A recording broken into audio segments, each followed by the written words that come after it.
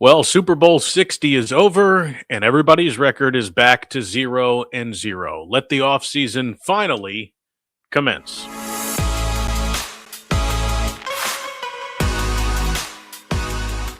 If you're watching on YouTube, no, I'm not drinking a Guinness at 8:30 in the morning. I'm drinking iced coffee out of a Guinness pint, and it's delicious.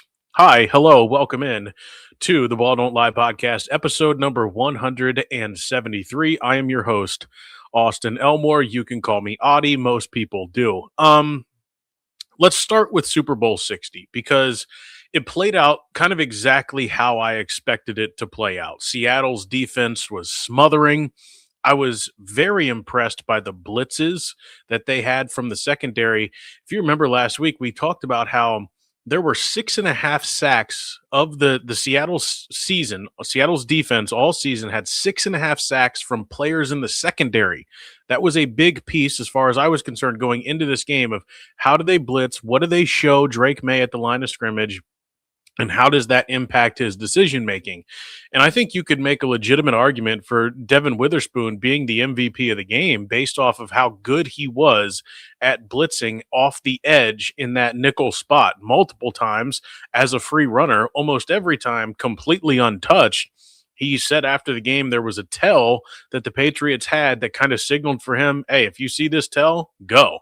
And it worked. And I think, the Seahawks also did a lot of other things that I found interesting. Like, a lot of times a quarterback will send a guy in motion as an indicator of whether or not it's man or it's zone. So if the guy goes with the wide receiver, then it's man coverage. If a guy doesn't, then it's zone coverage.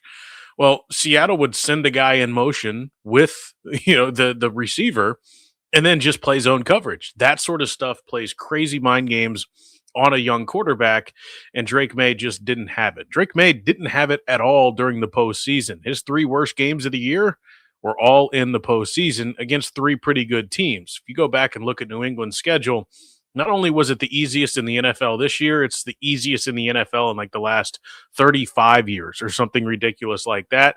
New England is good. They've got talent. They will be back. But this year, they ran into a buzzsaw in the Seattle Seahawks. And the Seahawks, man, such a fun team to watch. The story of Sam Darnold and all the different teams and stuff and crap that he's gone through over the course of his career to rebound in Seattle after winning 14 games a year ago in Minnesota and take this team to the Super Bowl. Now, no one's sitting here saying Sam Darnold's the reason they won the Super Bowl, but he played pretty damn good, although he did lead the NFL in turnovers this year. But you pair a good quarterback with a great defense, and you're going to have a chance to win some games, and you're going to have a chance to win the Super Bowl. They were able to outlast the Rams and the 49ers in their own division, and they were able to obviously beat the New England Patriots. Mike Macdonald is a mastermind defensively, and I'm so glad he's no longer in the AFC North. I hope that Jesse Minter doesn't bring that same sort of stuff to the AFC North with the Baltimore Ravens, but incredibly impressed by Mike Macdonald and by the New England Patriots. And I was thinking this too as I was watching, like in the post game. It has got to suck to be the Super Bowl winning head coach in the hour after the game because you have so many interviews that you have to do right away. You've got the national television broadcast, you've got the national radio broadcast, you've got your local broadcast. You got to go do the trophy. Also, you've got NFL Network, you've got ESPN, you've got all sorts of reporters everywhere that are all trying to get a piece of you. I feel like before you could even go into the locker room to celebrate winning the Super Bowl. So pretty crazy, but it was impressive to see how Seattle did it. And if you look ahead at the odds for next season, I was a little surprised by this, but they're right back in it, and they are favored. They're the Rams to win the Super Bowl next year. Big news obviously happened last week. Speaking of the Rams, was that Matthew Stafford is returning. When he accepted the NFL MVP award at the NFL Honors in San Francisco, he said he's coming back. So that obviously makes the Rams formidable going into next year. By the way, next year is Super Bowl 61. That is Roman numeral LXI. It'll be played at SoFi Stadium, the home of the Los Angeles Rams. The previous Super Bowl there was Super Bowl 56, LVI, and that was between the Rams and the Cincinnati Bengals, perhaps there's a rematch in Super Bowl 61. I don't know. You're getting ahead of ourselves. We're getting ahead of ourselves. At the end of the day, though, it's simple. Football comes down to whether or not you have dudes in the trenches. New England didn't on Sunday. Seattle did. And that's my jumping off point for today when it comes to the Cincinnati Bengals. Let's start with the idea of the NFL draft. Because I think over the course of the last several months, based off of the way the Bengals defense has played, it is understandable to say you need to draft defensive players, you need to draft defensive playmakers, and just keep it simple, stupid. Draft defense, draft defense, draft defense, especially when you're in the top 10. And over the last several months, the narrative has shifted a little bit when it comes to the players that may or may not be available at the number 10 spot for the Bengals. Early on, it was, yeah, you can get Reuben Bain at number 10. Now, I don't know if Reuben Bain's going to make it past number 4.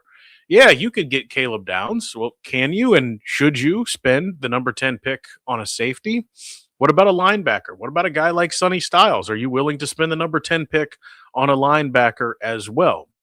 And it just goes to further prove the importance, I think, this offseason that the Bengals need to do all the things necessary so that when they get to the NFL draft at the end of April, they aren't worrying about, okay, we have to draft a safety, we have to draft a linebacker, we have to draft a defensive end, whatever it might be. The Bengals have to do the necessary things between now and the start of the draft so that they don't pigeonhole themselves into a situation in which they have to draft a specific position. They did this the last couple of years, and it's not paid off for them. And so that's what I'm thinking about as we get into the offseason, because I would love to have Caleb Downs, and I'm not going to say no if Caleb Downs is available. I would love to have Reuben Bain. I'm not going to say no if Reuben Bain is available, but also I'm not married to only drafting a defensive player. And I thought it was interesting, the mock draft from Lance Zierlein of NFL.com and the position that he has the Bengals taking, the player that he has the Bengals taking would certainly ruffle the feathers, I would say, of a few Bengals fans. Let me quickly go through the top 10 of Lance Zierlein's mock draft. He has Fernando Mendoza going number 1 to the Raiders. He has Arvell Reese going number 2 to the Jets. The Cardinals at number 3 take Spencer Fanu, the tackle from Utah. The Tennessee Titans at 4 take David Bailey, edge rusher from Texas Tech. He's got the Giants taking cornerback Mansour Delaney from LSU at number 5. At number 6, Carnell Tate from Ohio State goes to Cleveland. At number 7, the Washington Commanders take Auburn edge rusher Keldrick Falk. At number 8, the Saints take running back Jeremiah Love from Notre Dame. And so if you're a Bengals fan right now, you're looking at those first 8 picks and you're thinking, okay, well, no matter what Kansas City does at number 9, whether they take Reuben Bain or Caleb Downs, this is setting up perfect for us. We'll get one of those 2 guys and we'll be happy. Fill the card in, submit it, let's go.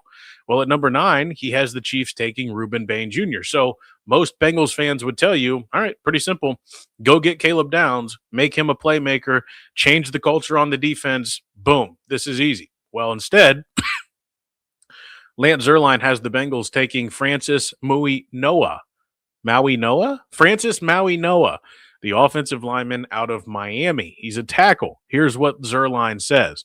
Protecting Joe Burrow must continue to be the priority, so the Bengals can wait on addressing the pass rush. In the hypothetical world of this mock, Maui Noah bumps inside the guard and shores up Cincy's interior. Bengals fans are understandably going to be upset for this. By the way, he doesn't have Caleb Downs going until pick number 12 to the Dallas Cowboys. But I don't actually hate this idea. I don't hate the idea of taking a guy that you are going to have as a big part of your future. Let me explain why. This offensive line right now is getting old. Ted Karras is getting up there. They haven't been able to find his replacement. Orlando Brown Jr. played fine last year, but was far from being the player we've seen in the past. Contract is expiring. You need a tackle of the future. Oh, by the way, Dalton Reisner still hasn't re-signed. Jalen Rivers doesn't quite look like the guy you want to be. And Amarius Mims is probably going to be a mainstay at right tackle. So you've got the left guard and Dylan Fairchild, who you drafted. Looks like he's going to be there for a while. You've got Amarius Mims, the right tackle, who you drafted. Looks like he's going to be there for a while. But After that, what's the long-term plan? And life comes at you fast in the National Football League. And we've seen how now we've outlined all the Joe Burrow injuries. It's not just, hey, the offensive line got Joe Burrow killed. That's not been the case this entire time. There have been a lot of fluke injuries for Joe Burrow, no doubt about it. But you still have to be able to protect your quarterback. We've seen it for the last 2 years after the Super Bowl. What the Eagles did to Patrick Mahomes, what the Seahawks did to Drake May, you look around and you're like, golly, you got to be able to protect your quarterback. Do you have dudes in the trenches or not? And so for that reason, I look at this draft and I say, okay, I don't necessarily hate it because what if the Bengals do what they are supposed to do? What if they go out and they say, okay, we're going to sign Kobe Bryant from the Seattle Seahawks to be our starting safety. We're going to sign Sebastian Joseph Day. We're going to sign John Franklin Myers from the Denver Broncos. We're going to go and get Odafe Owe.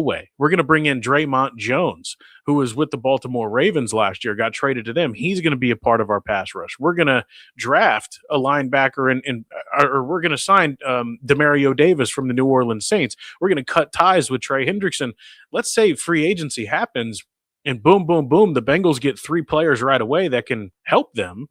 Then all of a sudden, when the draft happens in April, you're not sitting there thinking, we have to get Caleb Downs. Now, you still can. I would not have, if you signed Kobe Bryant and draft Caleb Downs, sign me up. I'm all for that. But the point is, you can't pigeonhole yourself into thinking that we have to draft this player instead of drafting the best player available. When you draft in the top 10, you really can't draft for need. You have to draft for best player available. You obviously take, in this situation, quarterback off the board. You could take wide receiver off the board. I wouldn't, but you could take wide receiver off the board. Everything else is up for grabs. Really, probably running back. You probably wouldn't take a running back here. Everything else is up for grabs. If you can immediately improve your football team right away, then do it.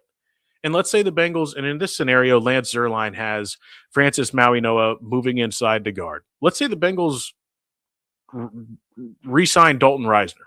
How long of a deal is he going to be? 1 year? Again? 2 years? Max? You still got to find your offensive line of the future. And so they will draft an offensive lineman this year. I think they're going to cut Oren Burks. I think they're going to cut Cody Ford. I think they're going to create a little bit of cap space.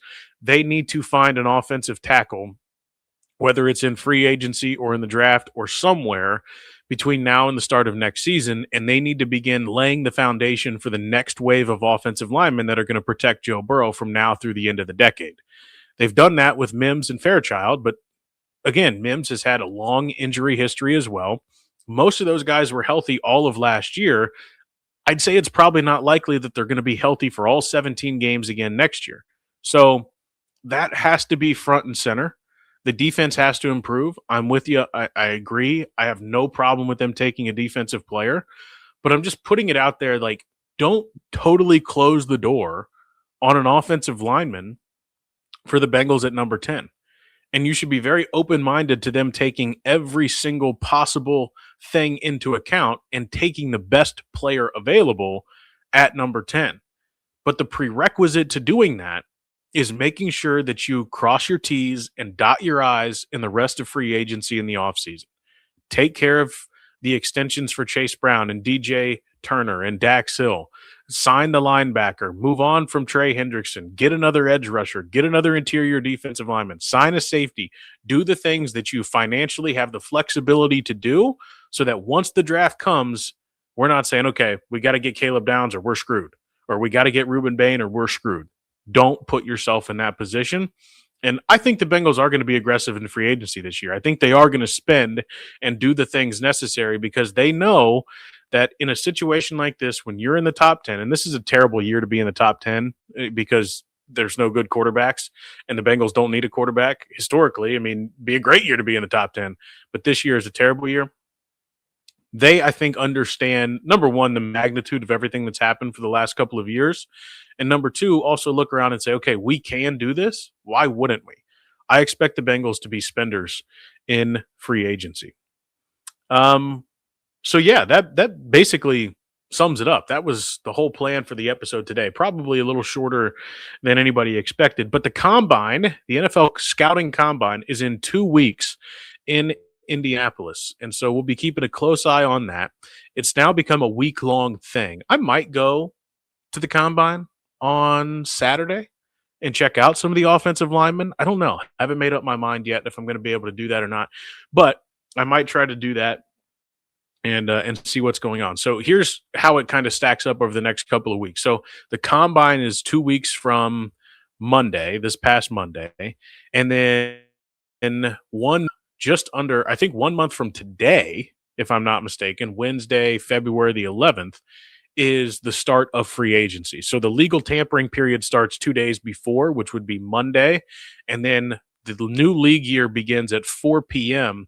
1 month from today, which would then create, obviously, the beginning of free agency. And as I said earlier this week on the radio, I need to see the Bengals go boom, boom, boom, right down the line, have guys ready to go at the start of free agency, and keep it moving going into the rest of the offseason. So, scouting combine in 2 weeks, legal tampering and free agency, new league year in 1 month, and then the NFL draft at the end of April in Pittsburgh, Pennsylvania.